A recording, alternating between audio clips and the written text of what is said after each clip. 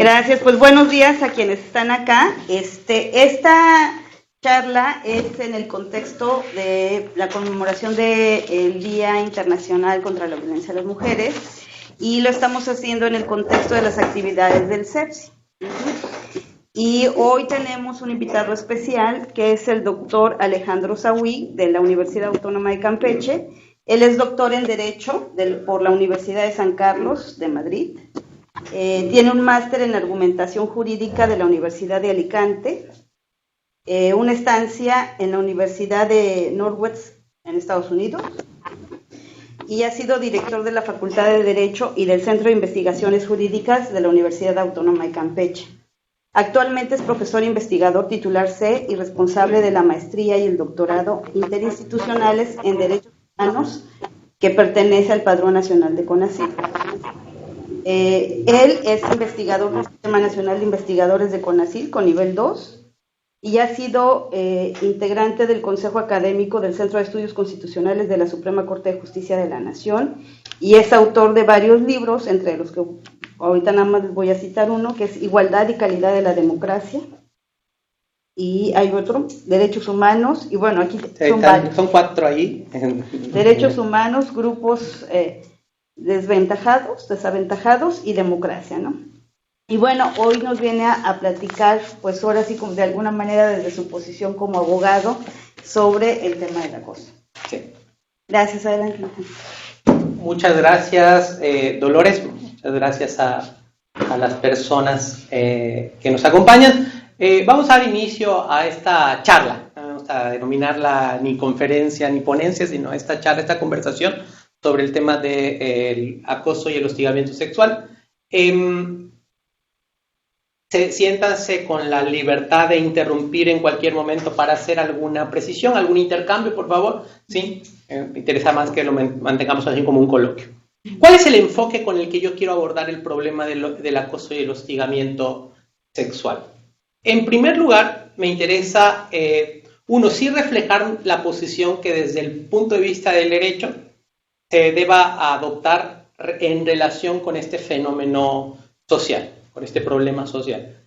Segundo, que es lo que da título a la charla, el acoso y hostigamiento sexual como expresión del poder y estructural social. Esto es lo primero que da como el marco de la conversación. En primer lugar, lo que quiero decir es que el acoso y el hostigamiento es un fenómeno o una expresión de poder que es de poder arbitrario y además que es de tipo estructural y es social. Esto es muy importante de manejarlo en muchos sentidos porque lo que pone de manifiesto es que cuando las mujeres son expuestas a formas de hostigamiento y acoso, tienen que tener bien presente que no se tratan solamente de un asunto de que hayan tenido mala suerte. O sea, no es una situación desafortunada, sino hay mecanismos institucionales, inercias y prácticas que reproducen y legitiman comportamientos que van en esa dirección. Es decir, como en el caso de la violencia genérica, no solo sexual, sino la violencia genérica contra las mujeres, no solamente ocurre cuando las mujeres se cruzan en sus vidas con monstruos, ¿sí? Con energúmenos, sino cualquiera de nosotros, ¿sí? Cualquier sujeto, ¿sí? Cualquier hombre, pero también cualquier mujer, ojo, cualquier hombre, cualquier mujer son, ¿sí? Capaces de ejercer formas de acoso y hostigamiento, ¿sí? En cualquier momento de sus vidas, por más que uno los vea y diga, no, sería imposible, Alejandro no sería capaz nunca, ¿sí? De ser un acosador u un hostigador.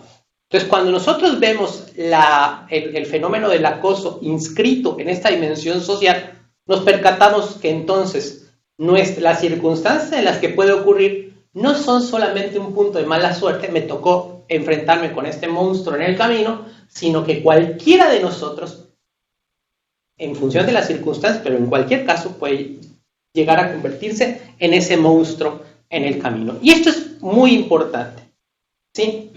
Ahora bien, también conviene decir que no toda, ¿sí?, que no toda forma de importunar, que este es el argumento de las feministas francesas, no toda forma de importunar en el espacio público, de acercarse, aunque llegue a ser incómodo para la persona que lo recibe, no se convierte y no se traduce de inmediato en acoso. Dicho esto, pongo una prevención, porque dice, claro, el varón aquí, ¿sí?, defendiendo esto dice así como los animalitos, marcamos el espacio, decimos, este es el espacio público, el espacio social nos pertenece, y ustedes, si quieren participar en él, tienen que hacerse a nuestras formas. No estoy sugiriendo eso, estoy señalando el acoso y el hostigamiento, pero para el mundo del derecho es fundamental tener definiciones precisas de qué es acoso y qué es hostigamiento. Si somos rigurosos con el uso de los términos, acosar y hostigar implica conductas reiteradas de ese importunar. No es solamente es ocasional y circunstancial. Y en este caso, esta es una de las reflexiones de las feministas francesas. Sí, las mujeres quiero decir, el feminismo ha luchado por la emancipación y por la ocupación del espacio público, tampoco pueden proponerse la idea de que siempre hay fragilidad y se tiene que haber una tutela paternal en relación con eso. Entonces, pero de todas formas, dicho esto, con todas las precisiones y salvedades que haya que hacer, siempre que haya acoso u hostigamiento, veremos que hay un marco de trasfondo que tiene que ver con una estructura de poder detrás. Y esto, ¿sí?, les decía, no todos son monstruos, ni todos son energúmenos, sino cualquiera se puede llegar a convertir en un acosador y un hostigador. Esto implica que con independencia de la creencia o de la percepción que uno tenga sobre la conducta, me refiero a los hombres que quieren ser galantes, que quieren coquetear, que quieren seducir en espacios públicos, espacios sociales, espacios laborales, espacios empresariales. Cuando se hace esto, el hombre tiene que ser consciente de la responsabilidad en este punto. Y aquí cito a una profesora norteamericana que se llama Iris Young, que dice: hay quien tiene el poder, entendiendo poder, lo que en términos de Max Weber, la idea de que poder es tener la capacidad de conseguir que otro haga lo que yo quiera, aún en contra de sus resistencias. Es decir, en el extremo, quien tiene el poder tiene la capacidad de imponer por la fuerza una propia decisión sobre alguien, aunque la otra persona no quiera. No todos, ¿sí?, no todos los hombres, ¿sí?, no todos los varones, ¿sí?, tenemos poder bajo esta perspectiva. Pero ojo, y esto lo dice Iris Young, y esto es bien interesante, hay otra forma en la que nos beneficiamos de la estructura, que es teniendo privilegios. Entonces, en muchas ocasiones no tenemos poder, pero tenemos privilegios, ¿sí? Y en este contexto, tener el privilegio significa que tenemos, en estos contextos donde hay desventajas y asimetrías, pero no solo eso, sino tenemos una construcción del juego de la seducción y el lenguaje del amor que entiende e interpreta la idea de que seducir, galantear, es conquistar y vencer resistencias, ¿sí? Entonces tenemos a nuestro favor la idea, en términos de cómo se va a interpretar nuestras aproximaciones a la mujer, tenemos la ventaja, el privilegio de que muchas de nuestras aproximaciones sean consideradas y sean calificadas como inocentes cuando están siendo enmarcadas en un proceso de interpretación, ¿sí?, que hace injusticia a las mujeres, ¿sí? Esto es interesante. Entonces, no necesariamente es una expresión de poder en el sentido de violencia ejercida sobre alguien con la capacidad de conseguir que la otra persona haga lo que yo le propongo inmediatamente, pero sí el privilegio de enmarcarme en un montón de estructuras en las que las mujeres se pueden sentir intimidadas con independencia de cuál es mi intención y mi propósito, ¿sí? Entonces, poder, privilegio.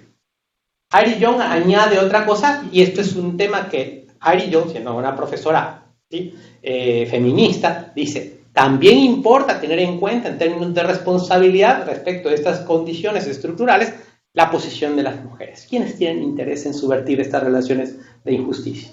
Las propias mujeres. ¿Sí?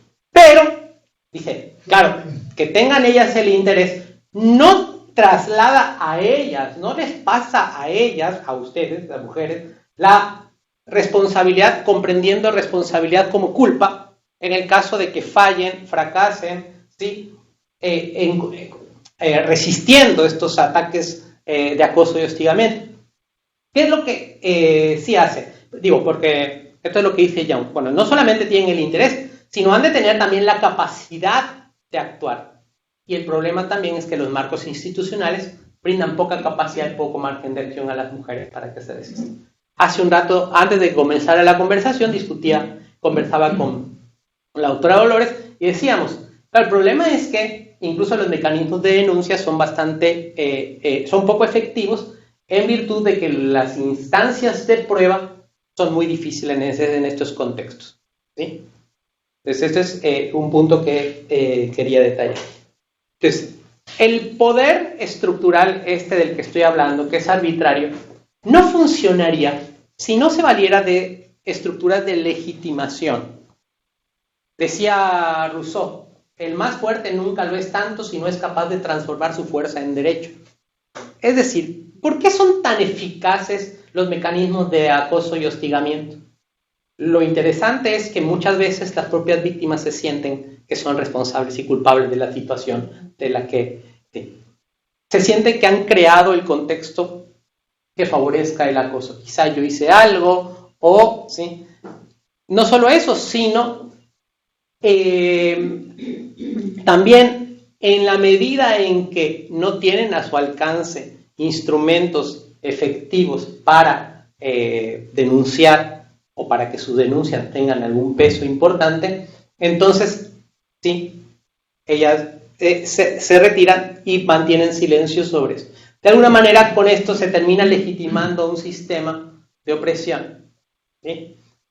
De nuevo, en términos estos que acabo de señalar yo, esto no significa que la responsabilidad tenga que entenderse en términos de culpa, ¿sí? Pero sí, y esto lo dice otra filósofa norteamericana que a mí me gusta mucho, que es Martha Nussbaum, dice, las mujeres tienen que aprender a establecer o hallar estrategias de resistencia y de combate a estas formas, e incluso, y esto es un tema que dice en un articulito en el que ella narra una experiencia de agresión sexual, de violación que tuvo, dice, olvídense el derecho.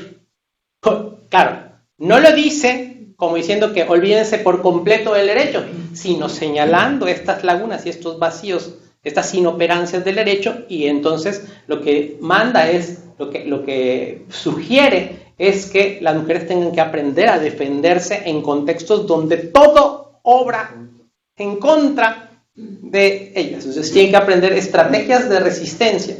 Esto es muy interesante. Hace un momento hablaba de la definición de poder que tiene Max Weber como la idea de tener la capacidad de que el otro haga lo que yo quiero con independencia de si quiere o no.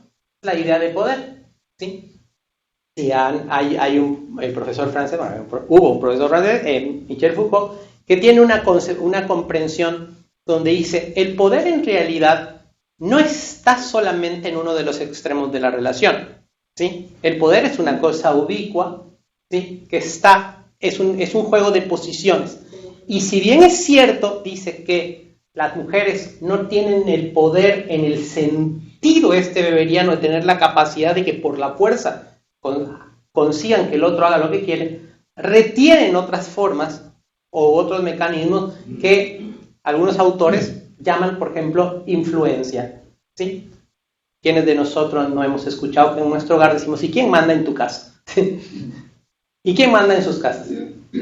¿Quiénes mandan en las casas? Dicen, en mi casa manda mi madre, en las casas mandan las madres y todo. La capacidad de tener influencia como otra forma de ejercicio de poder, ¿sí? Lo dejo aquí porque el tema del problema de las posiciones. Recapitulo porque este es el tema de la conversación. Siempre el acoso y el hostigamiento se manifiesta como un mecanismo de opresión de tipo social y estructural, es sistémico, ¿sí? En este sentido no es solo decía desde el principio, no es mala suerte. No es que nos topamos con alguien que se le ocurrió que era buena idea acosarlo, ¿sí?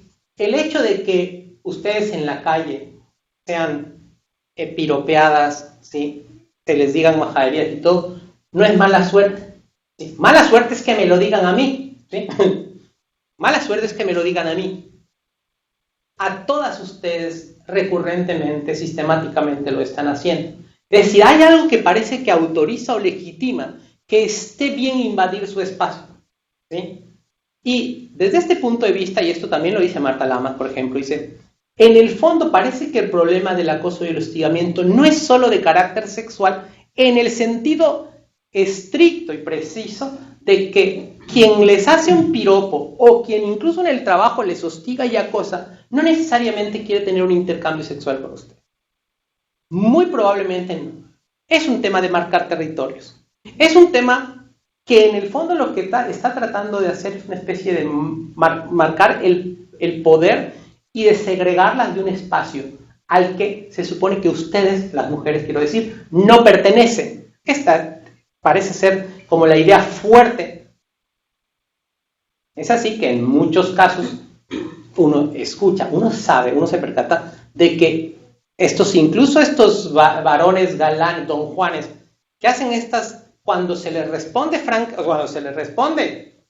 sí, de que órale, va, dicen no, o sea, en realidad no hay ninguna intención, como dice, o propósito de conseguir al final este intercambio sexual, ¿sí? Sino lo que se quiere en realidad es intimidar, amenazar, excluir, segregar. O sea, las mujeres no pertenecen a este espacio, al espacio productivo, al espacio social. El espacio de las mujeres, decía Hannah Arendt, es el espacio íntimo, ¿sí? El espacio privado, no el espacio social y no el espacio público, ¿sí? Entonces, todas estas formas de violencia, no solamente, todas las formas de violencia sexual no son solo en cambio con propósitos libidinosos o propósitos sexuales directamente, sino son sexuales en el sentido de que ponen el cuerpo de las mujeres en el centro del debate, el centro de la discusión. Las mujeres son cuerpos en el espacio, son naturaleza. Por eso es que las mujeres siempre son, o están en sus días, o son histéricas, o son neuróticas, ¿sí? ¿Sí? O les falta novio, ¿sí? Es decir, las mujeres no se pueden desprender de su naturaleza desde este punto de vista. Siempre son cuerpos, siempre son objetos cosificados para el varón, ¿sí? Y en ese sentido son desplazadas. Ese mecanismo es un mecanismo de exclusión del espacio, ¿sí? Entonces, bueno, entonces voy con el tema del carácter estructural de la violencia. Existen diferentes maneras en las que se expresa este poder. No todo es violencia estructural. Existen otros mecanismos. A mí, como quiero revelar el carácter social y estructural sistémico, me gustaría mencionar algunas otras formas de opresión. Por ejemplo, está la dominación, que implica excluir a las mujeres de los mecanismos de toma de decisiones. 2, la explotación, que es la dominación de tipo social y político, porque es donde se toman las decisiones, no están las mujeres, ¿sí? La explotación, que es de signo económico, y la explotación consiste en que a las mujeres se les expropia una parte del producto de su trabajo que no les es remunerada. La forma más clara, bueno, son las brechas salariales en el mundo del trabajo, pero por el trabajo doméstico. Todos los trabajos de cuidado, ¿sí? Son formas de explotación. Hay un texto muy bonito que se llama ¿Quién le hacía la cena a Adam Smith? ¿Sí? Ahora no recuerdo el nombre de la autora, ¿sí? Se lo puede localizar, es un libro hecho por una periodista, economista, pero con vocación de periodista también, que es sobre toda la economía del cuidado, ¿sí? Que es un mecanismo de explotación súper fuerte. O sea, descansa toda la economía en el hecho de que sabemos que en el hogar hay alguien que hace el trabajo por nosotros, ¿sí? Luego está el imperialismo cultural. El imperialismo cultural que hace que todas las áreas sociales y culturales de prestigio sean asociadas a cuestiones masculinas, ¿sí? Los principales líderes económicos, principales líderes políticos, principales líderes religiosos, principales artistas, escritores, pintores, todo en general varones, ¿sí? Entonces, las cosas de las mujeres, incluso la literatura femenina, es calificada como femenina, mientras que la literatura universal es literatura de hombres. O sea, si Tolstoy habla de la guerra, es un tema universal, pero si se habla de la casa, es una cosa de viejas, es una cosa de mujeres. Este punto hace que el espacio de lo que tiene prestigio sea masculino. Y por último, bueno, luego está el tema de la exclusión y la marginación. ¿Sí? La exclusión y la marginación es lo que llamamos la segregación del espacio. Del espacio en un sentido metafórico, en un sentido simbólico, pero también en un espacio físico. ¿Sí? Y ahí sí la separación de lo íntimo, lo privado, frente a lo social y lo público es clarísimo. ¿Sí? Y la violencia sexual, ¿sí? La violencia contra las mujeres, la doméstica, pero también la violencia sexual de la que estamos hablando el día de hoy, es quizá la forma donde se expresa de manera más cruda y última esta forma de control de los hombres sobre las mujeres. Se les recuerda constantemente cuál es el lugar de las mujeres. ¿Sí? En el espacio del productivo del empleo es la manera más cruda en la que dice ustedes no pertenecen aquí. ¿Sí? Es una forma de decirlo. ¿Sí? De una manera un poco torcida porque se hace, ¿sí? Pues a partir de el discurso de la sexualidad. O sea, en apariencia no tiene nada que ver una cosa con la otra, pero sí es como marcar el límite de lo que llamaríamos el club de Toby, por decirlo coloquialmente. No se admiten niñas aquí. ¿Sí?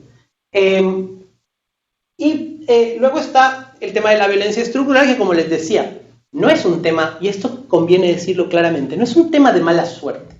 ¿Sí? Les decía, si salgo yo, ¿sí?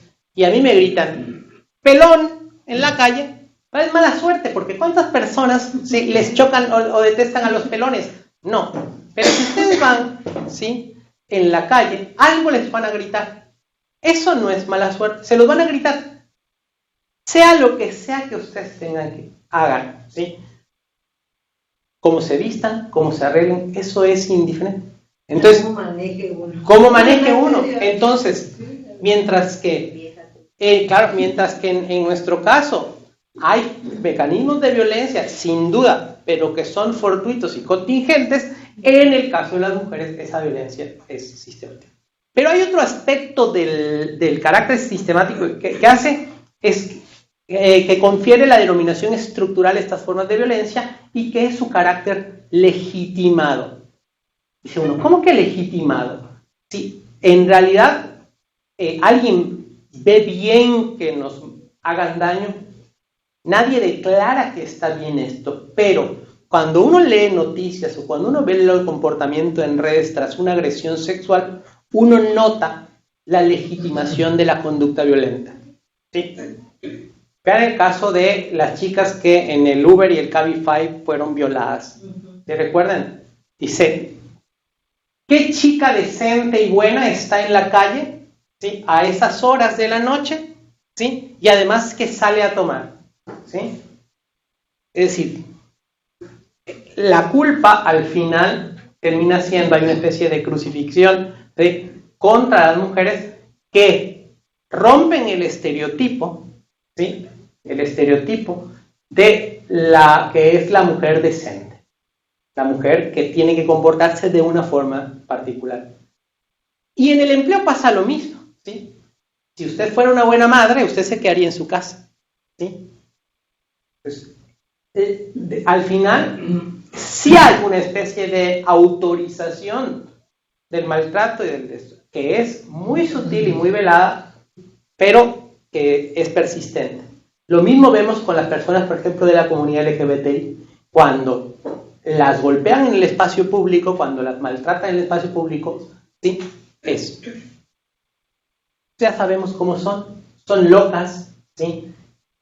Debe haber sido un crimen pasional, se matan entre ellos, ¿sí? Entonces, estas formas en las que bueno, y en el caso de las muertas de Sparks, la condena hacia México fue precisamente eso, ¿sí? Chicas que desaparecían y que no se abrían ni se integraban expedientes de investigación porque pues ahí se iban de locas, se iban a noviar, se iban a...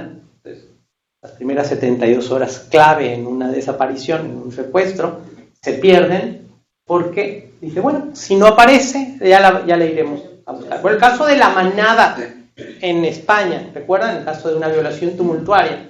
Dice, pero si estaba borracha y no parece oponerse a un grupo de 5 o 6 varones. El caso de los porquis, aquí en México. Sí, también dice, pero ella se pudo bajar del auto, ¿sí? En la madrugada, ¿sí? Eso es legitimar las acciones violentas. Esto pone de manifiesto algo que en teoría política se está estudiando que se llaman injusticias epistémicas. O sea, el tema de la ceguera moral, ¿sí? Cuando comencé la conversación dije, no es mala suerte que les pase, es sistemático, por eso es que tienen que establecer mecanismos de prevención y estrategias de defensa, lo cual no significa que si les pasa algo sea su culpa, pero esto es importante decirlo. Digo, es impopular, pero esto hay que decirlo. Es como, sí, cuando digo, tengo el iPhone X, no es este el iPhone X, no le alcanza un profesor para el iPhone X.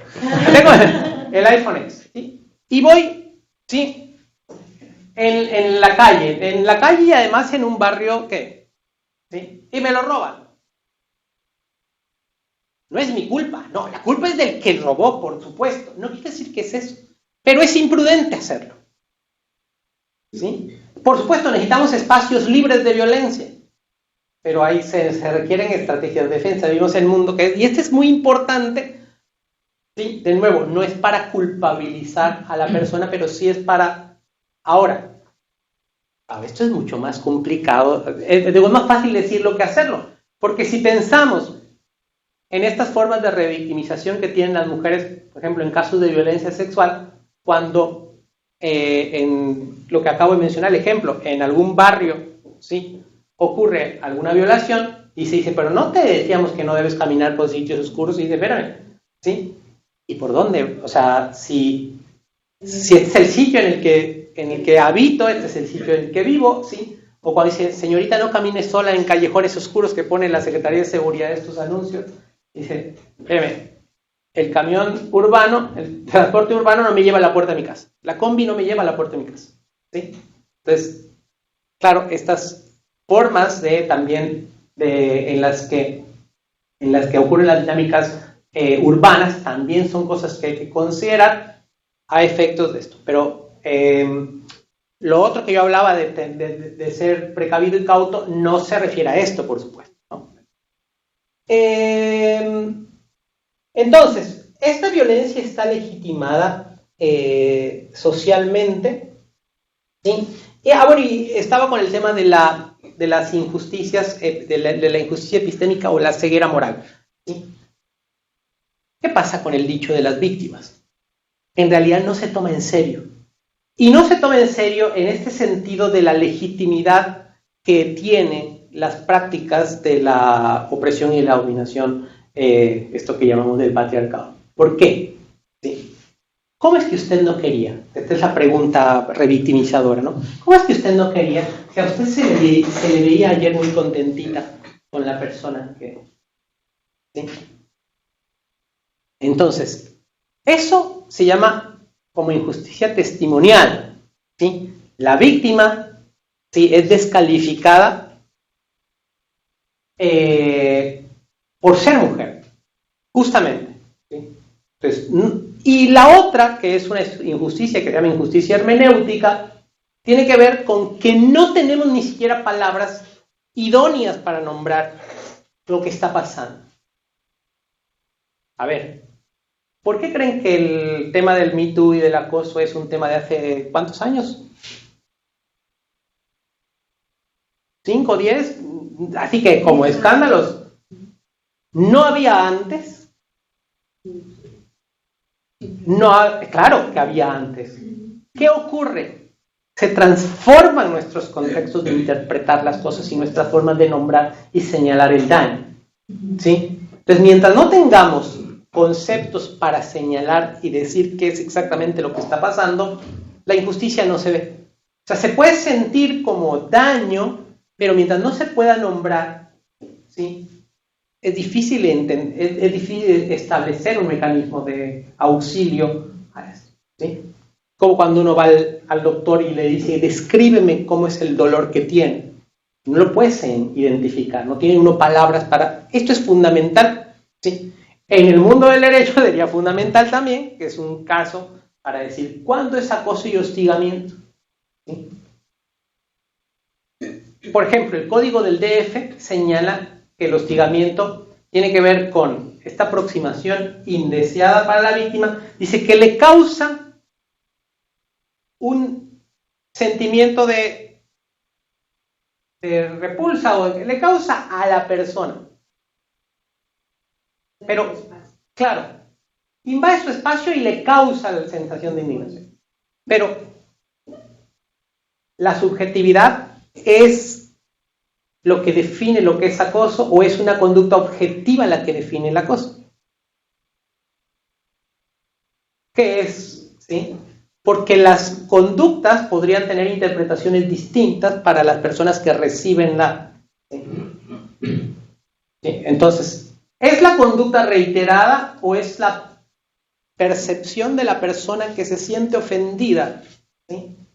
Está pasando con muchos temas que tienen que ver con la discriminación en general y con lo que se llaman discursos de odio. Tiene que ver con qué está autorizado a decir. Hay personas que se sienten ofendidas fácilmente y hay personas que...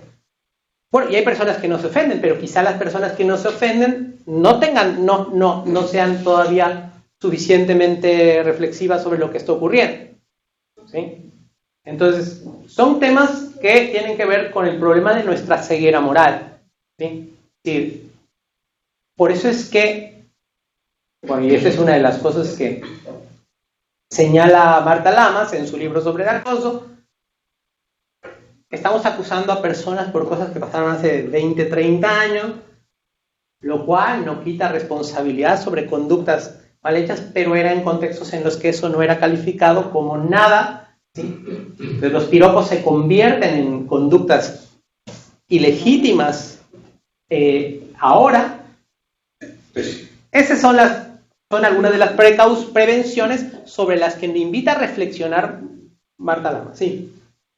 Menciona usted algo que me llama la atención. Dice que se invade el espacio y es una cuestión de la persona que recibe que puede ser objetivo o subjetivo. Sin embargo, este mismo panorama se traslada a la justicia, porque viene a ser la persona que está recibiendo la queja, la interpretación que le da, es objetiva o es subjetiva. Entonces, no tenemos una manera conceptual de poder determinar el suceso. Claro. Y que eso sirva de base para poder estandarizar. En materia penal al menos, ¿sí? La forma en la que el juez debe calificar está determinada por la forma en la que está descrito el tipo penal. Lo que se llama el principio de taxatividad. La conducta tiene que estar exactamente descrita, ¿sí? El problema es que si tú introduces en el tipo penal herramientas subjetivas, el juez los tiene que tener en cuenta, ¿sí? Pero y este es el punto que conversaba con Dolores antes de comenzar. El problema es que la subjetividad es de prueba casi imposible. ¿Cómo determinas? ¿Sí? Ahora, hay otra cosa que mencionó ahorita tanto a los piropos. Decía usted, hace 20, 30 años, pues eso era algo que es común denominador.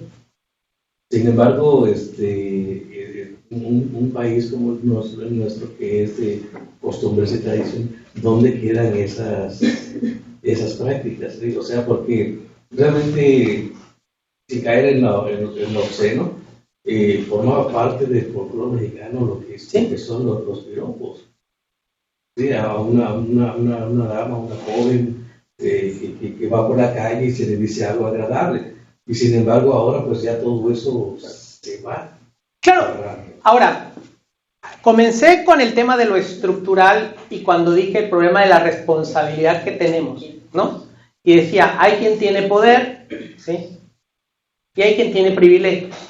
Los varones teníamos el privilegio del espacio público, Y en este sentido, lanzar un piropo, ¿sí?, tiene que ver con gozar ese privilegio, ¿sí? Nosotros podíamos hacer esto de invadir este espacio. ¿Está bien o está mal en un sentido moral en abstracto?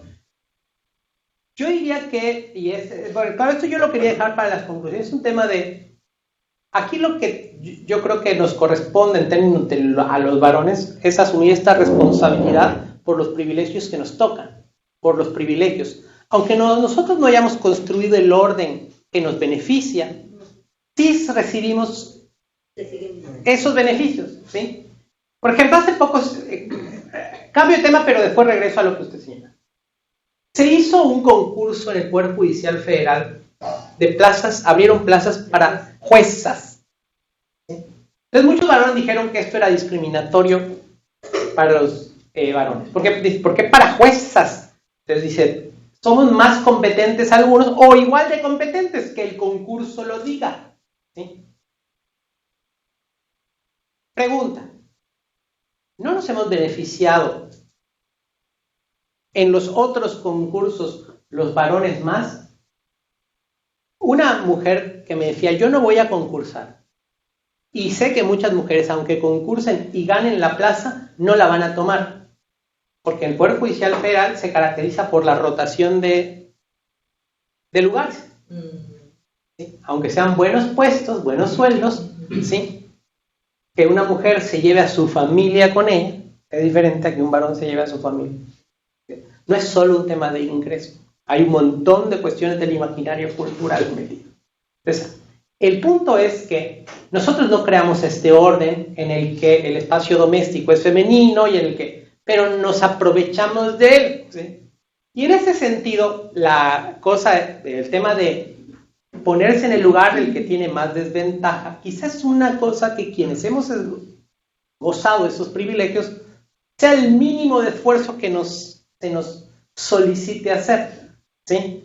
Hacernos responsables por esa parte que a nosotros nos toca de una estructura que ha sido diseñada, no por nosotros, pero de la que sí nos beneficiamos, ¿sí? Mire, esto del piropo como algo folclórico, creo que sí, pero no sé si lo haya notado, los varones no me van a dejar mentir. Hay situaciones bastante incómodas, incluso para un hombre, en el que, sí, están hombres conversando, pasan mujeres, alguna, hay un silencio incómodo, unas miradas que no se hace nada más que mirar. Diría uno, no se hace nada más que mirar.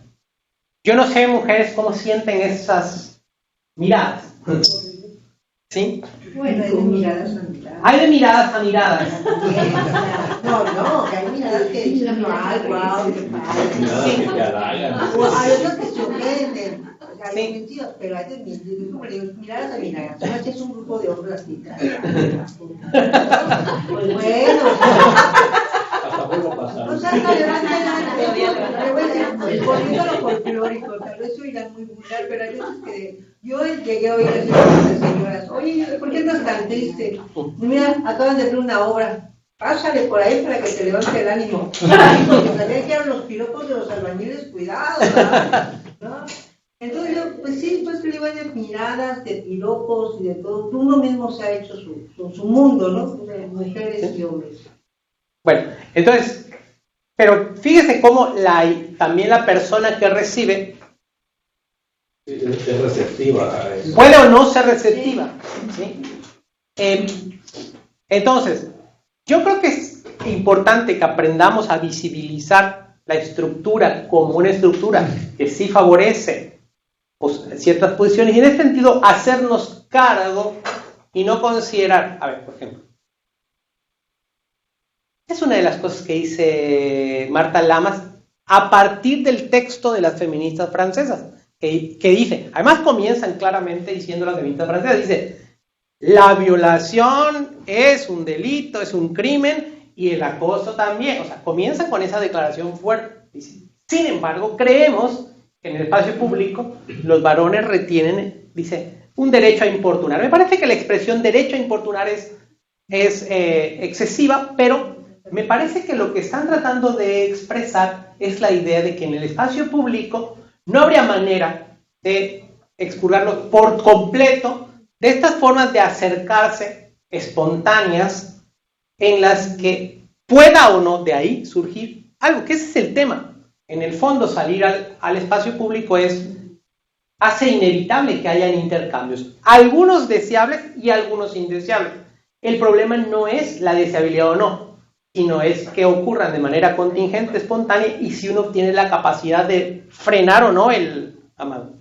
Entonces, pero cuando, y la sorpresa que le causa a Lamas, por ejemplo, cuando una actriz denuncia a un taxista y lo arrestan por varias horas porque no puede pagar la multa, porque le dice un piropo, el asunto es, eso por definición no puede ser acoso y hostigamiento, porque el acoso es reiterado y sostenido. Eso puede ser una majadería, ¿sí? La cosa es no confundir las expresiones. Vamos a criminalizar la majadería y pues criminalicémosla, pero no metamos en el mismo saco expresiones que son distintas, ¿sí? Y en cualquier caso es un tema que merece ser discutido. No puede, ¿sí?, sostenerse que sean equivalentes. ¿Cómo ocurriría? Dice, bueno, ¿qué hacemos cuando invadimos el espacio? Estamos en realidad, una de las preguntas que a mí me inquieta a partir de este tipo de reflexiones, ¿en realidad es tan importante para nosotros ir diciendo piropos por la calle? Sí. Es como, sí, una cosa que si no lo tenemos nos frustraría mucho. El tema es que aquí hay una cosa que se conoce en argumentación jurídica como el argumento de la pendiente resbaladiza, ¿sí? O me puede llamar el de reducción al absurdo. Ok, bueno, no lo queremos en la calle, pero ¿qué pasa en sitios de socialización y recreo? Vamos también a prohibir toda forma de acercamiento con el otro, con desconocidos. No. En un parque, en un bar, en un museo, ¿sí? Dice, y lo que no ocurre, lo que no va a ocurrir, recuerden que hace un rato mencionaba el tema del juego del lenguaje seductor y el juego del lenguaje, esto que llaman del amor cortés, la idea de que seducir es conquistar, es vencer las resistencias. Esto desde el punto de vista, ¿sí?, de un cierto tipo de feminismo que Lamas califica de mujerismo, ¿sí?, de inocencia, diría que hay que proteger todo.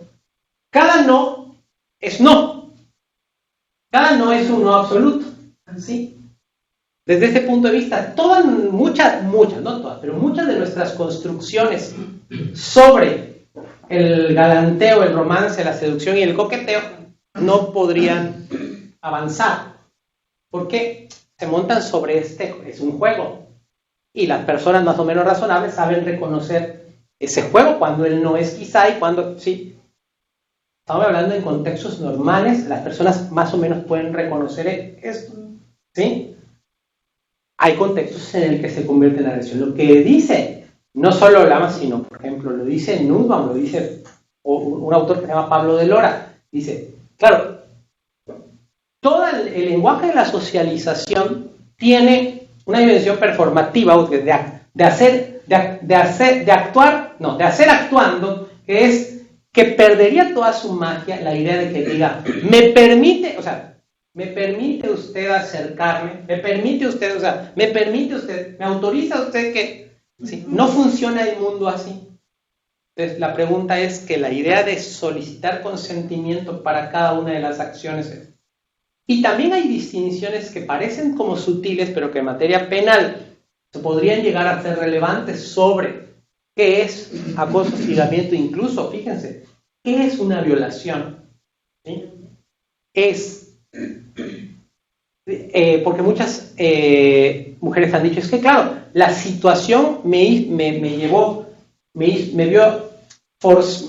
sentirme forzada a consentir, ¿sí? La situación, por ejemplo, en el caso de en las universidades americanas, el caso de iniciaciones en la universidad y todo. ¿Sí? Mujeres que no se sienten cómodas, ¿sí? Que no se sienten cómodas, pero terminan consintiendo, o quien tras salir se sienten como forzadas a tener un intercambio sexual, pero no están del todo cómodas con la situación, pero que no manifiestan, ¿sí? O que la manifestación, ¿sí? Es lo que Pablo Elora manifiesta. Claro, es una cosa que dirían, esto es cosa de abogados para salirse del para librarla. Sí, dice, una cosa es no querer algo y otra cosa es no querer que algo ocurra. ¿Sí? Parece una cosa sutil y tramposa, pero lo que dice es,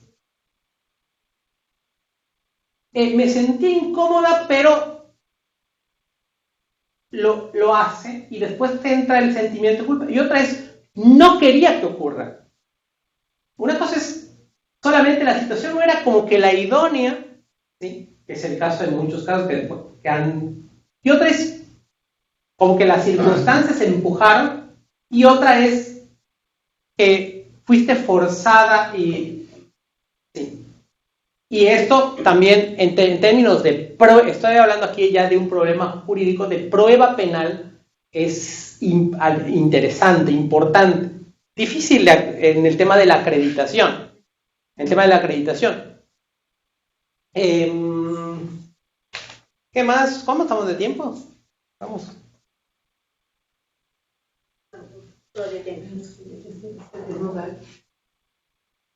Ok.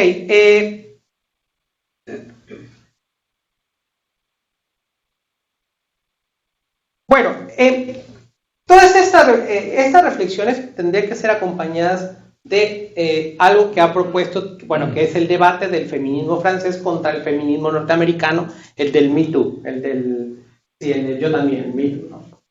Que dice, en sus orígenes, dice las feministas francesas, y Martha Lamas dice, el feminismo fue una lucha emancipatoria. ¿Qué quiere decir esto? Que fue también por la liberación sexual. Por una liberación sexual sin tapujos, o sea, sin problemas en el espacio público. ¿Sí? Yo leí incluso un testimonio de una joven norteamericana que decía, en el pasado, en los años 60, ligarse al profesor era un mecanismo de mostrar nuestro poder como estudiantes. ¿Sí? Sí, ese es un testimonio ¿sí? Dice, en los 60s, y el testimonio de Martha Nussbaum es semejante. Yo estaba viviendo en los 60 la idea de que salir con mayores, con nuestros tutores, era una manera de mostrar nuestro poder en el espacio. ¿Sí? Por supuesto, alguien podría decir que es una forma de autoengaño y de... ¿sí? El asunto es, ¿quién se erige en el guardián y en el custodio, en el tutor de las buenas costumbres, de lo que significa una relación legítima o no, sino los propios agentes que son los que participan? ¿Sí? Entonces, aquí el asunto es que podríamos, que es lo que se propone, que tengamos bien claro cuáles son las transgresiones que son ilegítimas, o sea, tener una definición muy precisa de acoso para que no ocurra más en el mundo del trabajo, porque, a ver, nadie está a favor del acoso y el hostigamiento. Nadie está en acoso. Tenemos que aprender a reconocerlo con claridad, ¿sí? Para eso tenemos que distinguirlo de otras formas de aproximación, ¿sí? Ojo, y esto es quizá la parte que yo entiendo que será más problemática de la conversación y que mucho se pueda pensar que es porque, bueno, usted al final es un hombre y quiere defender el privilegio, ¿sí? Es en el espacio público nos ocurrirán cosas que nos puedan resultar incómodas, ¿sí? Pero la propia constitución del espacio público, desde sus orígenes, es un espacio de lucha. Es un espacio de lucha en el buen sentido, de adversarios y de posición. Entonces, la cuestión que se tiene que cuidar, sin embargo, es que no hayan amenazas ni expresión de fuerza que impidan que los demás se comporten de manera libre, ¿sí?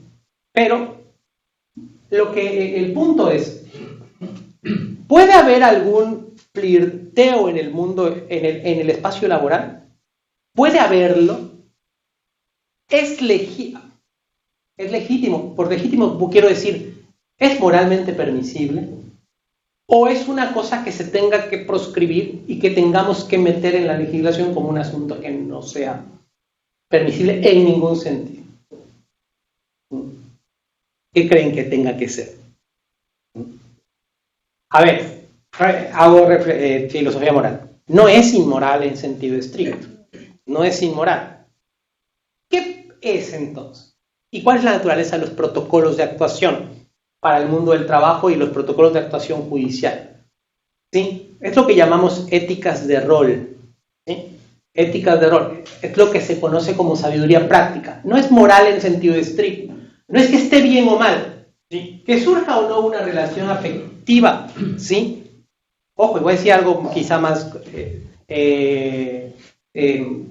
coloquial. No afectiva, que pueda surgir una relación de intercambio sexual en el trabajo sin mayores propósitos de que surja una relación profunda. O sea, eso no es inmoral en ningún sentido en un mundo de adultos y de una moral emancipada. Eso no lo es. Ahora, ¿cuál es el problema? El problema son las estructuras de desigualdad y desigualdad. Y este es el punto fuerte de Martha Lamas, del feminismo francés, pero y de autoras como Iris Young, o una autora que quizá valga la pena releer, que se llama Nancy Fraser, que es el problema en el fondo, es el problema de la precariedad en el mundo, de la precariedad del empleo de las mujeres, de la estructura de desigualdad. Ojo, no del problema del poder, de la fuerza física, porque a menudo creemos que el tema de la violencia sexual está fundamentalmente atado a la idea de que los hombres son corporalmente más fuertes que las mujeres. ¿Sí? Recuerden el dicho de Rousseau del principio: el más fuerte nunca lo es tanto si no transforma su fuerza en derecho. La ventaja no es corporal. Como dicen, y lo sabe cualquier mujer que se ha librado de su marido violento, cuando se duermen, todo el mundo está expuesto. Esto lo sabía Rousseau, por eso dice, si no transforma la fuerza en derecho, ¿por qué no le rompe una olla en la cabeza a una mujer a su marido cuando se duerme? O sea, en el fondo hay un problema que es estructural y es social. La idea de no tengo a dónde ir, no tengo cómo sostener a mis hijos, no puedo hacer esto. ¿Sí? Tener voz y salida, decía Hirschman, voz y salida. ¿Sí? Las mujeres no tienen salida y no la tienen ni el entorno doméstico en caso de violencia intrafamiliar, ni en el entorno laboral. ¿Sí? Porque claro, puede abandonar el trabajo, pero ¿hacia dónde fue? Como decían cuando se decía en la lucha por los derechos sociales. Puedes freírte en mi sartén o saltar al fuego. O te quedas aquí o vas afuera. Afuera está peor. La intemperie está peor. Entonces, al final, si se fijan, el problema es sexual en su extremo. Pero la naturaleza del fenómeno está atada a la idea de no poder eludir la violencia. ¿Sí? De no poder salir de la situación. Porque si no ocurriera esta idea de la precariedad, incluso en casos que llamamos, que se conocen como los intercambios de favores, el quid pro quo, te haciendo porque, sí, pero sí te haces mi novia y claro, ¿a qué hora vas por el pan? O sea, estas formas de negociación de posiciones laborales y de ventajas de estos intercambios dependen de que son los varones los que ocupan fundamentalmente las posiciones de poder. El mundo empresarial, el mundo político. ¿Sí? Entonces, desde ese punto de vista, y es el problema de la prostitución también de alguna forma, porque el asunto, dice, no es si tener relaciones sexuales no puede ser un empleo. O sea, el problema de fondo no es ese. No es si es como dar otro tipo de servicios, como dar un masaje. O sea, no, el problema no es ese. El problema es la falta de oportunidades o sea, la asimetría de las posiciones en quién compra qué, ¿sí? Y quién tiene el poder sobre otro. Lo mismo pasa con el tema de la subrogación de la maternidad, sobre el que cierto feminismo también al que cierto feminismo se ha puesto. No todo, pero la mayoría. Y se oponen por las mismas razones que a la prostitución, por un problema que al final es estructural, de tipo social y político. En el extremo son los cuerpos de las mujeres los que resienten la fuerza esto de lo que dice Ramos, al final es el capitalismo. Claro, denunciar el capitalismo como un todo suena raro, pero cuando vemos que en realidad mujeres que resisten a un marido violento en el hogar, los golpes, mujeres que resisten formas de violencia sexual, de acoso, hostigamiento, o incluso que consienten en condiciones de un consentimiento, de nuevo, el tema del consentimiento aquí viciado o un consentimiento comprometido, intercambio de favores, es unas condiciones de precariedad laboral, de desventaja económica, que empujan en esas posiciones. ¿Sí? Voy cerrando. Claro, si esto es así, ¿sí? Entonces es importante, y si tenemos luego muchas de estas cegueras morales hacia estos contextos, mucha incapacidad de ver, entonces tenemos que establecer, como en el cuento de Hansel y Gretel, de ir dejando, ¿sí?, las migas, ¿sí?, de ir poniendo una especie de ruta, una hoja de ruta que nos permita visibilizar ciertas condiciones. Y esto son los protocolos de actuación. Los protocolos de actuación son como, se llaman acomodos razonables, o se conocen como favores procesales, favores que son procesales, que son epistémicos, para dar oportunidades especiales a las mujeres en el momento en el que se construyen los testimonios y en el que se elabora una denuncia. ¿Cuáles son esas? ¿Sí? Inversiones de cargas probatorias e inversiones de cargas del juicio. ¿Qué es esto de inversiones de cargas probatorias? Ustedes saben que en materia jurídica se habla de que quien afirma tiene que probar algo. Bueno, invertir la carga probatoria es lo contrario. Es decir, no, yo lo afirmo, ¿sí?, y el otro sujeto es el que tiene que demostrar que no lo hizo. Y dices, claro, en materia penal, en el derecho penal liberal, esto se conocía como la prueba diabólica. La prueba diabólica es, ¿cómo voy a probar que no hice algo? ¿Sí? Las pruebas negativas son muy difíciles. ¿Por qué lanzar la presunción contra los hombres? ¿Sí? Por el tema del privilegio. Aquí tenemos ventajas. Esto se ve más claramente en materia de despidos injustificados, por ejemplo, a mujeres embarazadas. ¿Sí? Despidió cuando supo que estaba embarazada. Y dice, no, la despedí porque era incompetente. Claro, resulta que la despides cuando te enteras que está embarazada. No sé si recuerdan una película de Adam Sandler en la que escucha en el pasillo que lo va a despedir su jefe, ¿sí? Y entonces le dice, lo conversa con un compañero y dice, di que eres gay. Porque si dices que eres gay, no te van a despedir, porque entonces tú los acusas por discriminación, ¿sí? Bueno, esto es lo que los protocolos de actuación judicial están haciendo, invirtiendo cargas probatorias. Lo mismo está ocurriendo, por ejemplo, en prueba de paternidad. Como no te pueden forzar a sacarte sangre para hacer una test de ADN, te dicen, bueno, tú eres el papá, no soy yo, te hago una prueba, no quiero. Bueno, presumo que sí. Fíjense, ojo, porque ustedes no están destruyendo la presunción de inocencia, no, porque todas estas presunciones son derrotables. No son presunciones que en derecho llamamos jure de jure, sino son presunciones juris tantum. Son presunciones que puedes derrotar. Ah, no, pues me hago la prueba. ¿Sí? Me hago la prueba. Y en el caso del acoso, tengo que probar, no que no hice lo que dijo, sino que generé todo lo que había a mi alcance para evitar la situación en la que pudo haber ocurrido el hecho. ¿Qué están haciendo a este tenor las universidades norteamericanas y las empresas? Bueno, si ustedes ven las películas muchas películas norteamericanas, todos los espacios laborales son con espacios transparentes, con cristales. ¿Sí? Las universidades son así. Se atiende a alumnos a puertas abiertas. No se atiende a nadie a puertas cerradas. ¿Sí? Y no se permite socializar en ningún entorno fuera de la universidad. ¿Qué hace esto? ¿Esto significa que no puede haber? No. ¿Sí? Y vuelvo al punto. ¿Es inmoral que ocurra? ¿Es inmoral que yo cierre la puerta? No. ¿Es inmoral que yo vea a algún alumno en un bar o en un... ¿sí? No es inmoral. Pero, si usted se ve envuelto en un problema jurídico, sépase que las pruebas al menos que las presunciones obrarán en su contra. No juegue ese juego.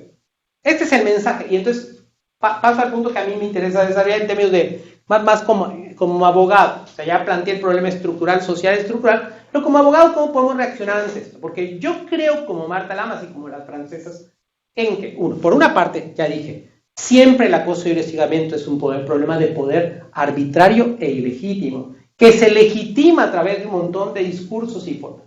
Sí, eso hay que resistir a toda costa.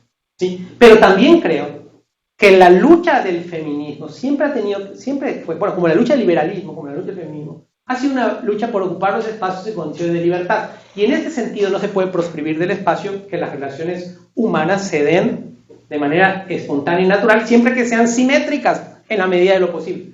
Pero no hay nunca nada así en el planeta, pero bueno, en la medida de lo posible. Como esto no se da naturalmente, generemos estos señeros, estos focos de alerta, pongámonoslo. Y pongámonoslo sobre todo quienes hemos gozado de las posiciones de privilegio.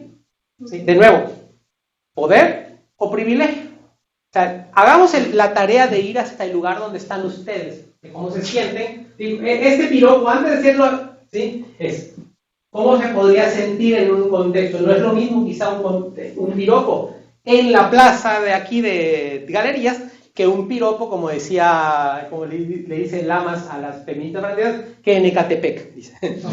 Sí, es el ejemplo que usan. Claro, en un espacio puede generar intimidación, en el otro no. En el otro puede ser un halago, en el otro puede ser intimidación. Fíjense, en los protocolos de actuación judicial hay un principio que se llama del sujeto razonable, la idea del contexto razonable, que es la idea de que, claro, es inevitable que no sé, en Campeche, en Minas, en México, en Ecatepec, en Tepito, eso sea naturalmente un contexto intimidatorio, y hay áreas donde en Coyoacán no es intimidatorio, podría ser, ¿sí? En la Condesa no es intimidatorio.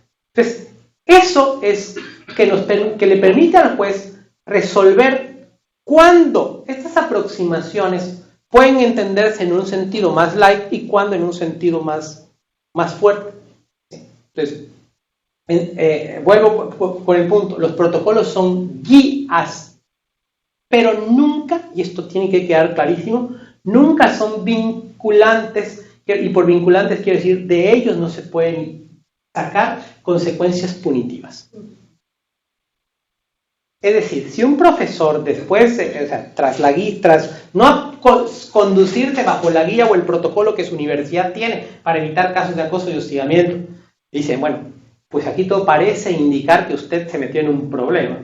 Entonces, el asunto, si el profesor no se allana a esto y se va al Poder Judicial, trasladará al Poder Judicial, ¿sí? Ahí tendrá que enfrentar otro tipo de procesamiento que no es el de los protocolos, ¿sí? Que es el de estándares de prueba estricta que son más difíciles, donde la prueba es mucho más dura. ¿Por qué?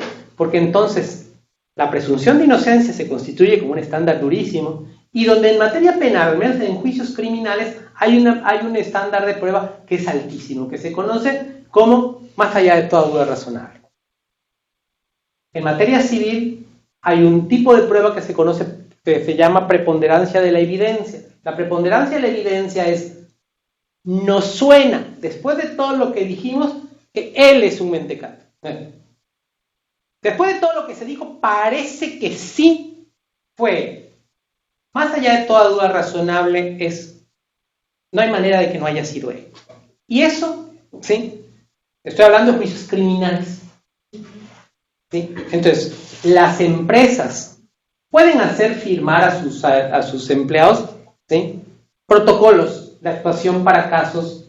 Y que diga, bueno, como un caso, recuerden, yo dije, estamos hablando de ética profesional, éticas de rol, pero no de inmoralidades ni de ilícitos criminales.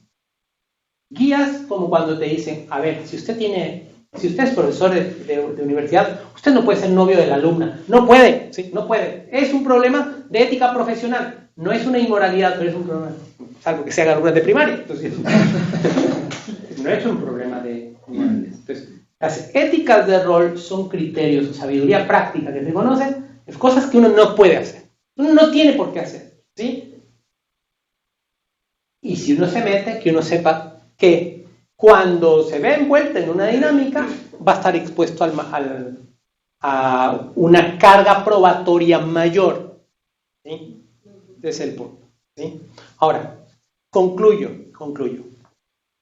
Recapitulando todo lo que pues, el hostigamiento y el acoso es una forma de poder, pero no es una forma de poder cuerpo a cuerpo. O sea, no es solo esto, porque si fuera así, entonces, como dirían las feministas francesas, basta con darle una cachetada al agresor. No ocurre así. ¿Sí? Esas cachetadas no van a salir. No en Ecatepec, no en Minas, no van a aparecer esas cachetadas, ni en el trabajo al jefe, ¿sí? Que pase una proposición indecorosa, sí. Ni al profesor que te firma la beca, no van a haber cachetadas. ¿Sí? Entonces, ahí hay formas de sometimiento más o menos consentido que uno tiene que aprender que uno sabe que existen. Entonces son formas de opresión injusta y como tal tienen que ser concebidas. ¿Sí? Pero es importante entonces que tengamos definiciones también muy acotadas de acoso para saber qué estamos combatiendo y cómo lo vamos a combatir. ¿Sí? No todo es acoso. Desde mi punto de vista, yo creo que hay una especie de moralización del discurso que tiene que eludirse, que me parece que es un punto importante, el feminismo francés, contra el... Y entonces lo que nos tiene que llevar a desnudar es la estructura de desigualdad que existe en el ámbito académico, en el ámbito empresarial, en el ámbito político, en el ámbito por el cual las mujeres se ven expuestas a estas formas de violencia. Sin dejar de atender, por supuesto, creo que el tema de esta conversación, la violencia y las agresiones sexuales que ocurren en el empleo. Pero mientras no comprendamos lo que llamamos la fenomenología del fenómeno, de cómo ocurre, no vamos a poder combatir eficientemente este acoso y este hostigamiento.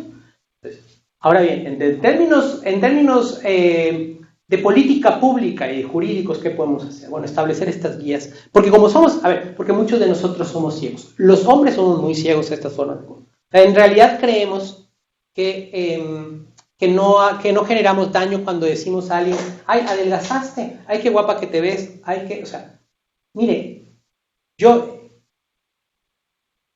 hace poco contacté a una profesora, lo cuentas a alguien y te dicen, y está buena, o sea, lo primero que te preguntan, o sea, es que es inevitable, o me dio clase una profesora y está buena, o sea, siempre es como, pensamos que lo normal es eso, ¿sí? Ahora bien, hay movimientos también a favor del feminismo que han sido tratados de proponer por varones. ¿Sí? Uno que se llama el How Will I Change, o sea, ¿cómo voy a cambiar? ¿Sí? El He for She, ¿sí? Que tratan de de que nosotros busquemos visibilizar la perspectiva de las mujeres, pero desde donde estamos nosotros. Y tampoco es fácil.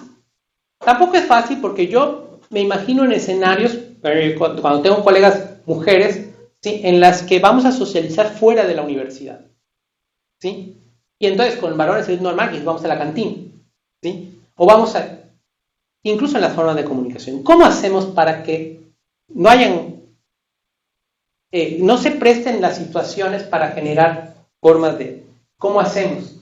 ¿Sí? Porque lo que sí creo es que perdería mucho la espontaneidad, la naturalidad de las relaciones humanas si todo tuviera que ser filtrado por estos protocolos. La pregunta es, ¿dónde van estableciendo las fronteras? Entonces, ¿qué podemos hacer? Como política pública, establecer estos protocolos de actuación. Como cuestión jurídica criminal, yo no creo que haya que rebajar los estándares que el derecho penal de la Ilustración trabajó. Porque entonces sí nos metería en formas inquisitoriales de persecución.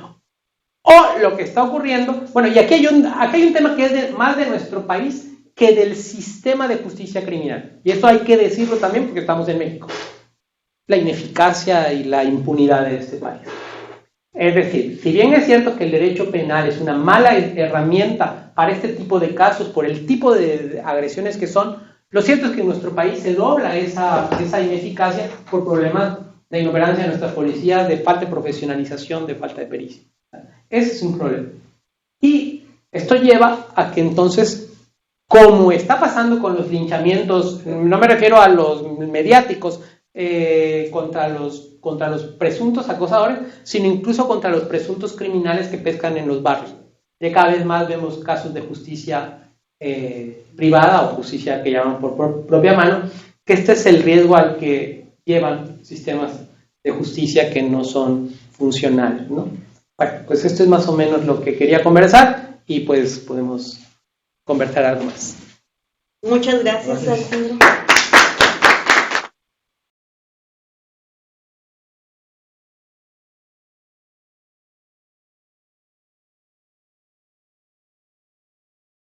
Abrimos el micrófono por si hubieran preguntas, cambio. En Villa, ¿tendrán algún comentario, cambio?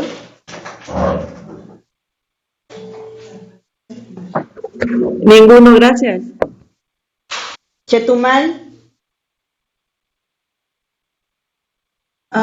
Bueno, solo un comentario cuando dice el ponente, pues que los hombres debemos de poner muchas veces en el lugar de la mujer para sentir un poquito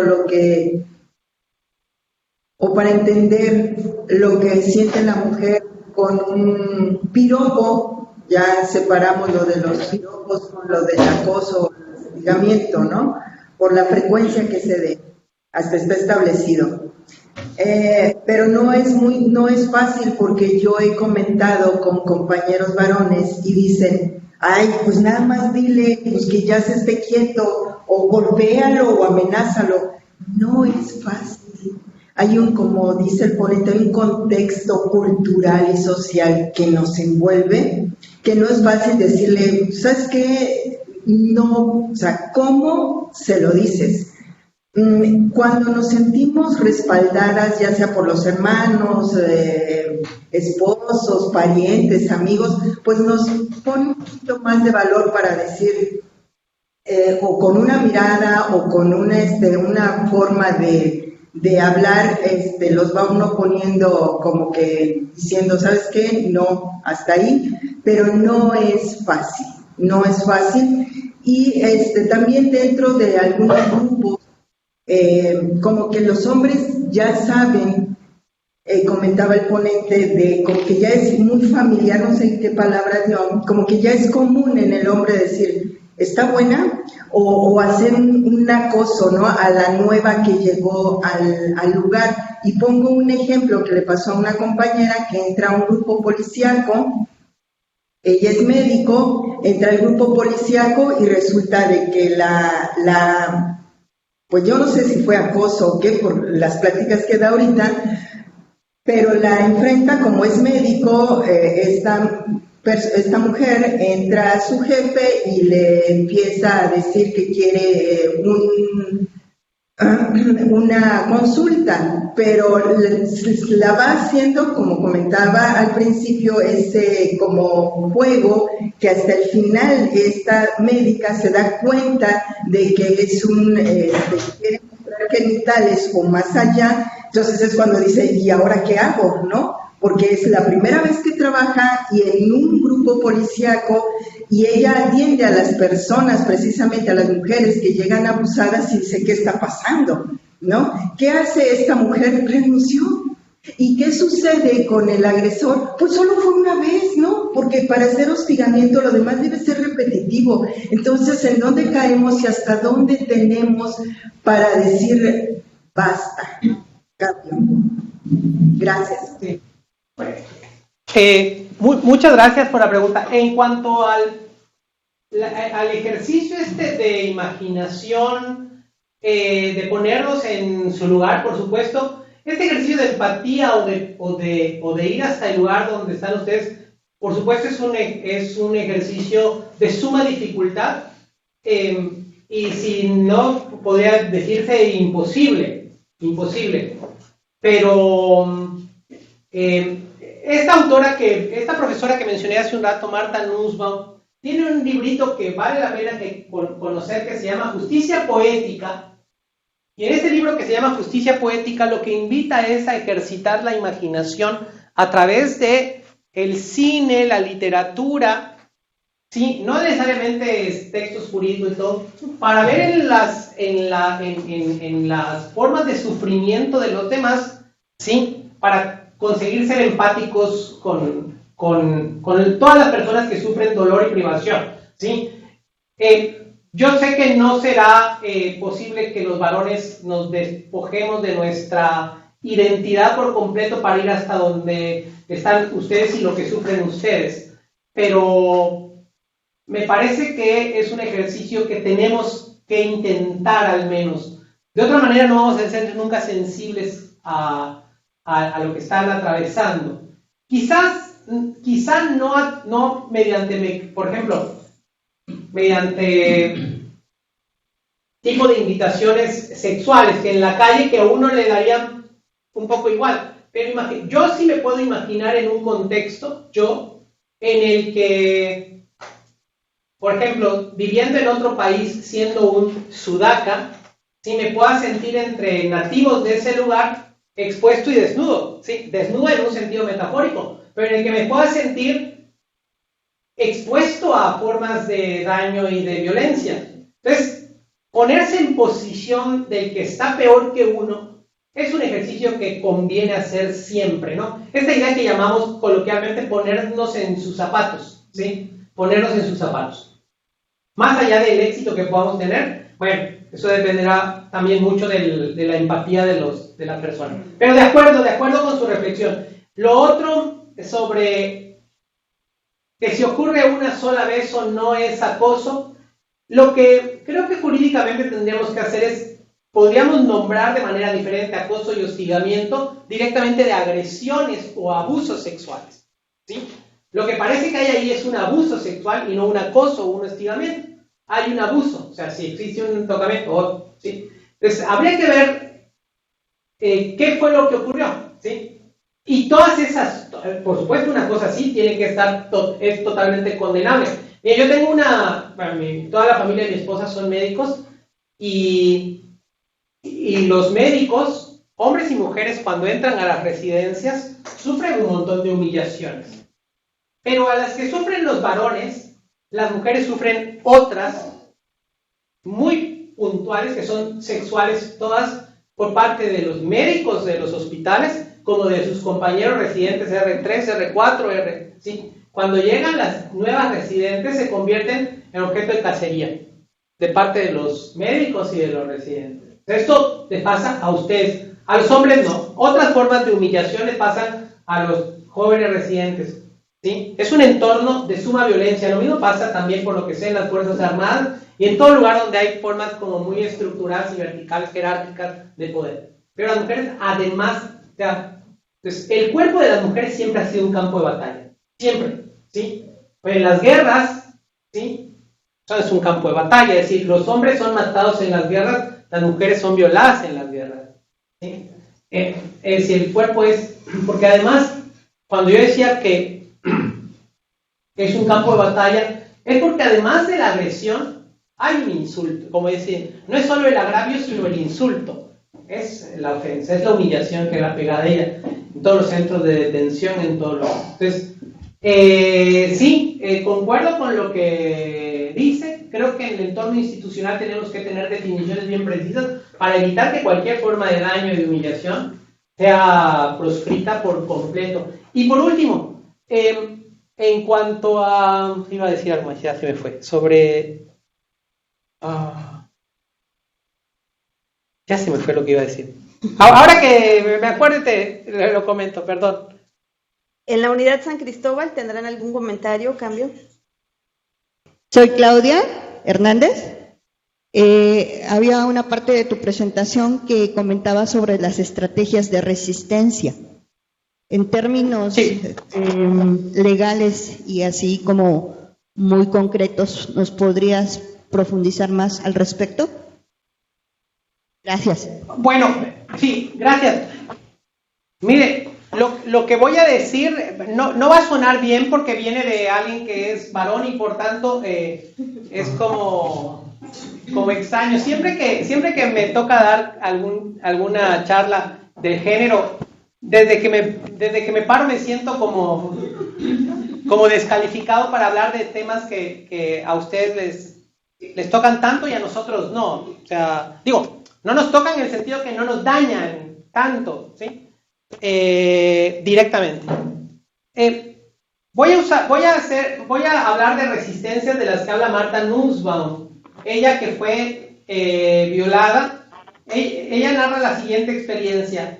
Dice, yo era una joven en los años 60 y quería ligarme a una persona famosa, ¿sí? Deliberadamente fui con esta persona a cenar, salí con ella, ¿sí? Y después cuando me invitan a su departamento, voy a su departamento, lo hago queriendo, ¿sí?, tener un intercambio sexual con esa persona, pero ya estando en el departamento, lo que yo pensé que iba a ser una velada romántica se convierte en un escenario de agresión, o sea, del que quise salir y no pude, ¿sí? Entonces, ella lo que dice es que ella no denunció después por el sentido de vergüenza y por su propia narrativa, como ella había construido su propia historia, y decía, no me van a creer, no va, sí. Y su artículo se llama Olvídense del derecho. El artículo de ella, no lo digo yo, el artículo de ella, es una profesora súper famosa, y liberal además, no es conservadora. Y lo que ella dice es, en este contexto, ¿qué tienen que aprender a hacer? A poner anclas, es decir, dice, no suban, dice, a un espacio, no salgan con una persona que no conozcan por completo, no la acompañen nunca a su departamento si no la conocen por completo, no, o sea, es decir, ella dice, y ayer una profesora de aquí de la universidad le contaba que iba a venir me decía, si estamos en un antro, dice, y me mandan una copa, dice, aceptar la copa invita, es entrar a un juego, por supuesto, entrar a un juego no autoriza, no sugiero que entrar al juego autorice al agresor a nada, como tampoco sugiero que llevar un escote sea una invitación a nada, ni una minifalda, ¿sí? Lo que sugería esta profesora, mujer liberal también, decía, es que si uno cancela ahí la entrada al juego, uno se evita un dolor de cabeza, se puede evitar un dolor de cabeza después, ¿sí? Entonces, Nussbaum habla de estas pequeñas cosas, pautas que uno se ponga, barreras para evitar esto. Ahora, estas son cosas muy triviales para la magnitud del problema del que estamos hablando, porque en el mundo del trabajo, muy probablemente ustedes tengan muy pocas armas para resistir embates de un jefe o de colegas que sean acosadores o hostigadores, ¿sí?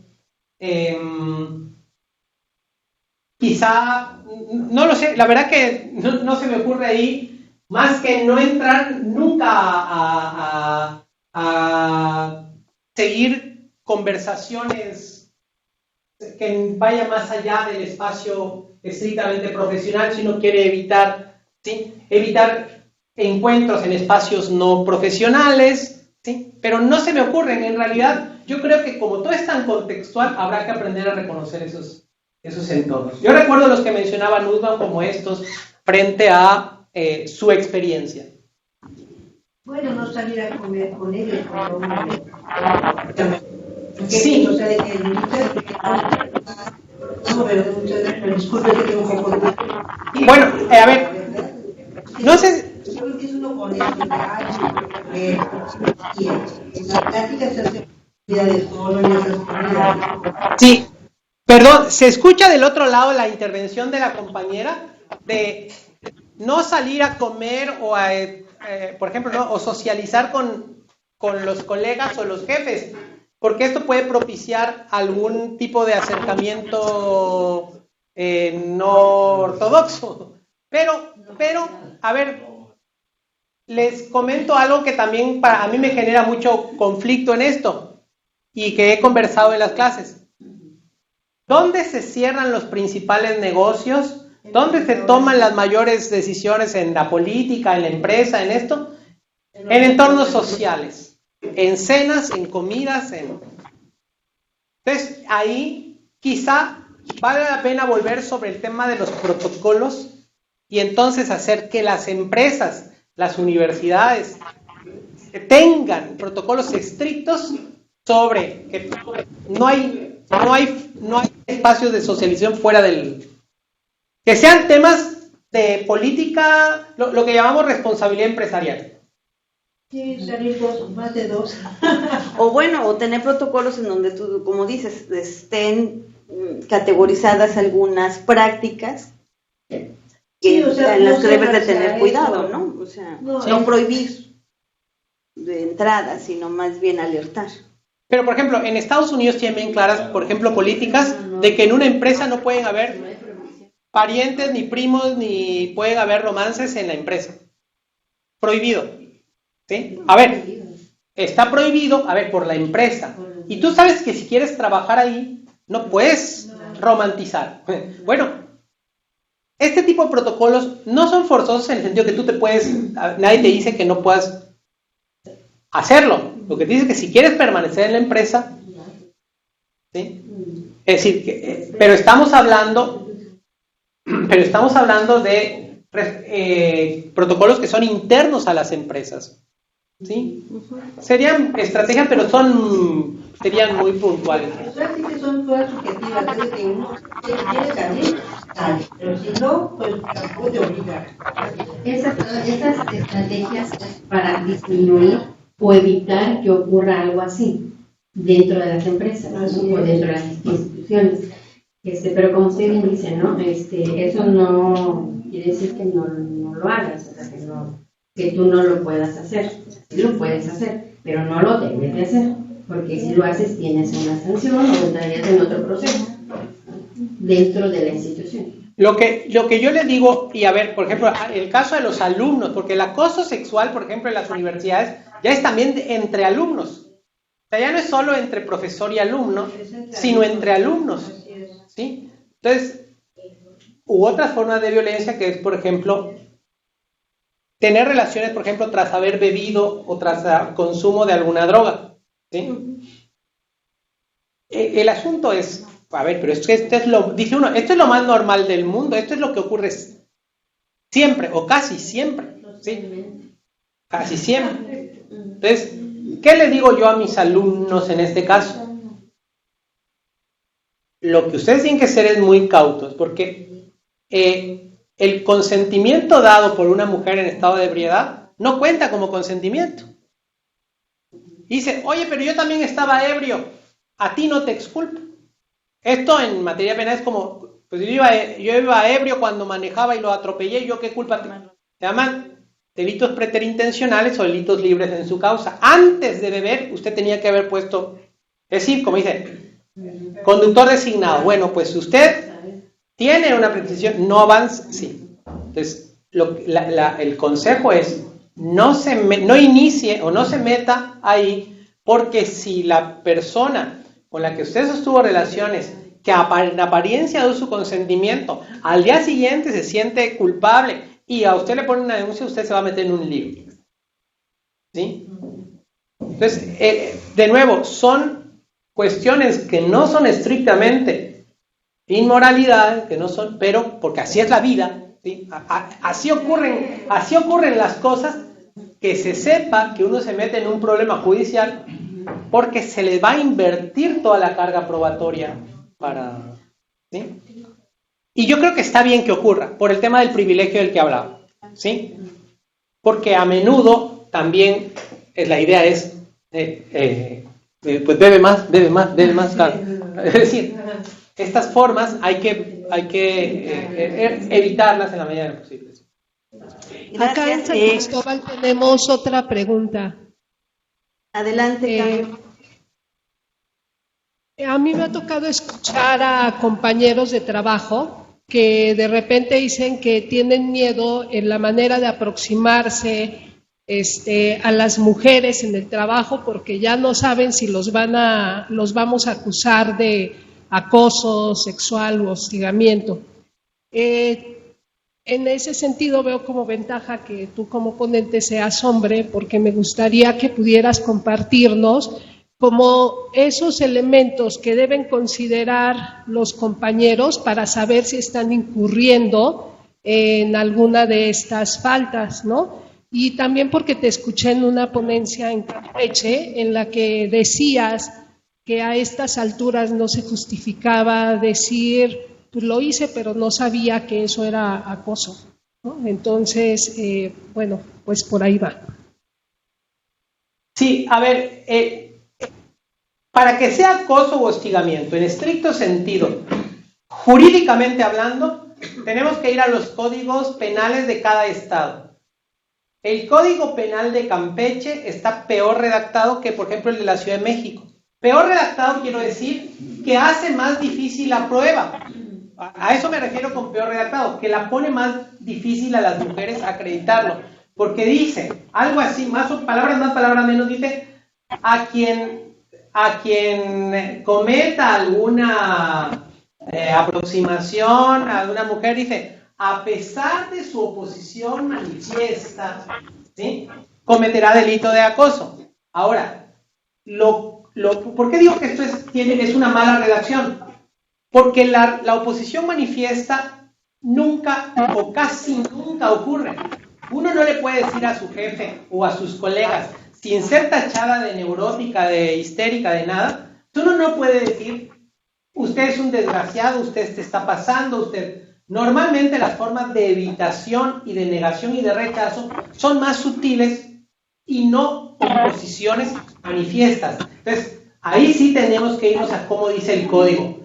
Si uno quiere proceder judicialmente en Campeche, uno tendría que rechazar frontalmente el acercamiento del agresor, ¿sí?, del acosador, y además acreditarlo, o sea, tener testimonios, testigos o esto. O en manera digital, ¿sí?, que te lleguen mensajes y que tú los rechaces frontalmente. En Campeche.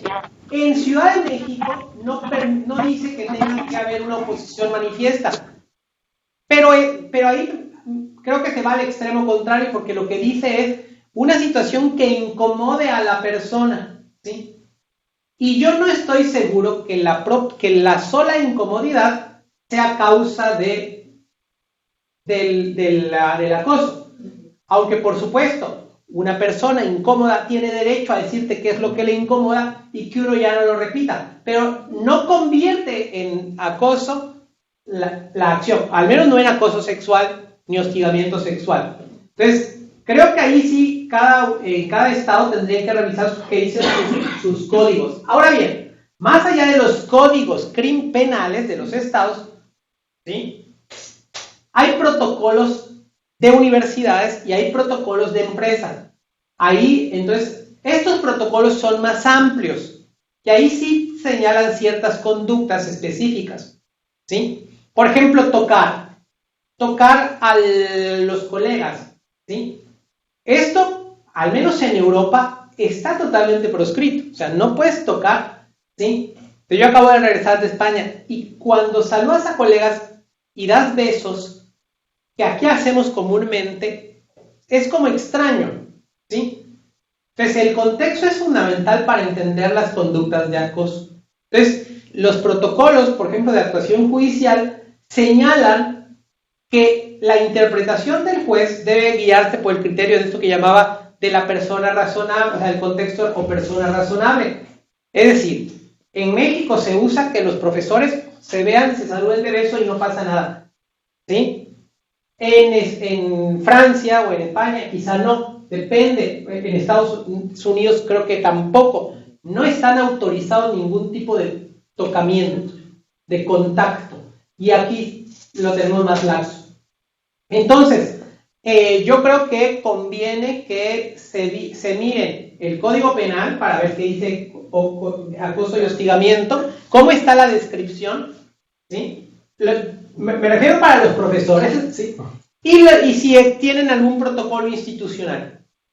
Lo que sí creo que tenemos que aprender a hacer es evitar pero me parece que esto es una tendencia ya internacional, aprender a ningún tipo de chiste de contenido sexual, ni chistes, ni conversaciones íntimas en el mundo del trabajo, ¿sí?, ni hacer comentarios, ni siquiera halagüeños sobre el cuerpo de nuestras colegas, ni si está más delgada, ni si engordó, si adelgazó, ni si está peinada de tal manera, ni si nada sobre sus cuerpos, ¿sí? Ninguna referencia. O sea, los colegas, no porque sea inmoral, sino porque es impropio. Cuando digo impropio, lo que quiero decir es que está fuera de contexto, nada más, ¿sí?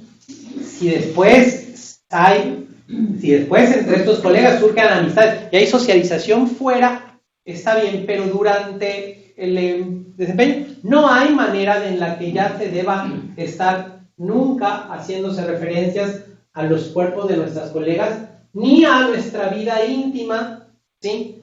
Ni a... Pues, esas son reglas básicas y ninguna aproximación corporal. O sea, tenemos que ponernos fronteras como si hubiera una burbuja alrededor de cada uno de nosotros. Tenemos que aprender a hacerlo y ya la confianza irá diciendo que hay cosas autorizadas o no, pero de entrada proscribirlas. Como, de nuevo, no por inmorales, por fuera de contexto, ¿sí? Y aprender a movernos en un entorno así. Así es, gracias. ¿En San Cristóbal tienen algún otro comentario, cambio?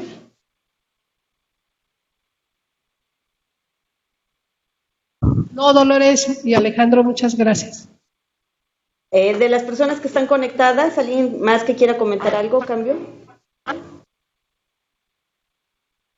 Yo querría decir algo. Adelante. Sí, quiero decir algo también sobre qué tenemos que hacer los hombres y cuál es nuestra posición en este entorno que cambió. Uno se preguntaría si esto es un tipo de conservadurismo y moralismo que se está introduciendo en la vida.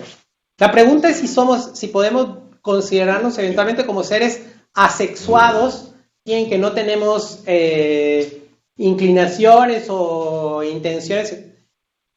No creo que sea el caso. Pero voy a comentar algo que a partir de esta reflexión que hice por mi cuñada que está en medicina, yo le decía, ¿sí? Porque al final entre los médicos como empiezan a establecerse relaciones afectivas, o sea, de relaciones de pareja, ¿sí? Entonces el R4 sale con la R1 o con un médico y la alumna y todo. Y a esto le llaman relaciones de pareja, como las que surgen entre becaria y profesor, ¿sí? Yo mismo estoy casado con una que fue ex becaria del Centro de Investigaciones Jurídicas y conozco muchos casos así, ¿sí?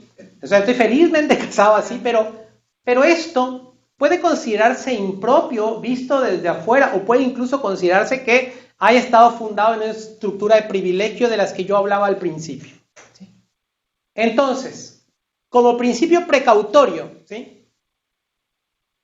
Creo que, y esto lo veía a partir de estas prácticas en los hospitales, y yo decía, ¿por qué hay estudiantes, por qué hay R4 o médicos?